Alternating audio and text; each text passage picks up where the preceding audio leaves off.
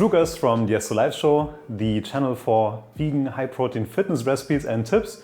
And so many of you always ask us to make recipes when it comes to lentils and chickpeas. And today we're making some super delicious lentil crackers, very high in protein. You can dip them with hummus, you can dip them with our sprouted lentil dip that my brother made.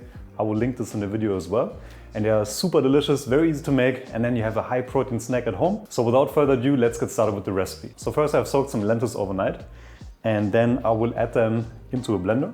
Now this recipe can be a little bit tricky because depending on how long you soaked your lentils and how long you rinsed and drained them, there can be a little bit of a variance when it comes to the amount of liquid. That's why I suggest to use between 3/4 in a cup and 1 cup of water. Start with 3/4, see if it's too firm, and then if you still need more liquid, then add a little bit more. So don't overdo it with the water. So first I'm going to blend them with the water, and that will give us a nice base, and then we're adding all of the other ingredients. So like I said, I will start with 3/4 of a cup.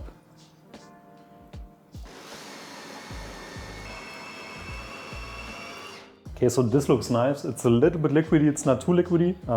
And we're going to use the flaxseed anyway, which are going to absorb a lot of the water. So the next step is we're adding this one into a nice large mixing bowl. Now the reason why I don't add the flax seeds to the blender is because it's gonna make it pretty difficult to clean it up afterwards. Like this is easy, but when you have the sticky flax seeds in there, it's a little bit of a mess. Much easier to clean the mixing bowl. So I'm adding the flaxseed. Then I'm also adding 2 tablespoons of tomato paste.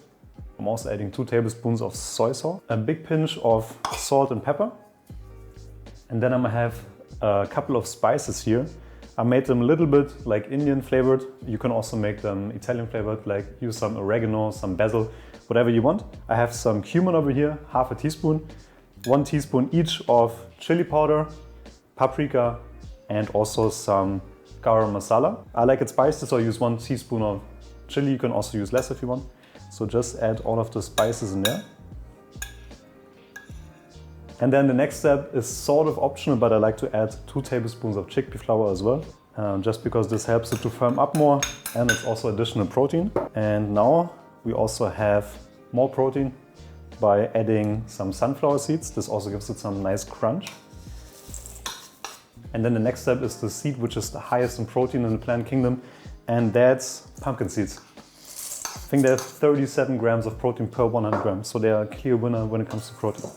So now combine everything together very well. Make sure that the spices are combined everywhere. You don't want to bite into a big chunk of chili powder. So I'm going to let the flaxseed do their magic. I'm going to leave this for 10 minutes so that the flaxseed can absorb some of the liquid. And then I'm going to spread it out onto a baking tray lined with parchment paper and put it into the oven, preheated to 180 degrees Celsius.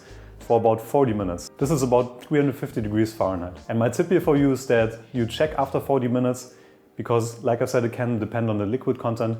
I had them there at 40 minutes, they are perfect. Sometimes they are perfect at 50 or even 1 hour. So check at 40, see if they are still a little bit, you want them to be very crunchy, but you don't want them to be burned.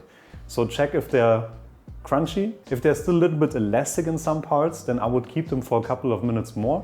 Test again, because they should be crunchy all over.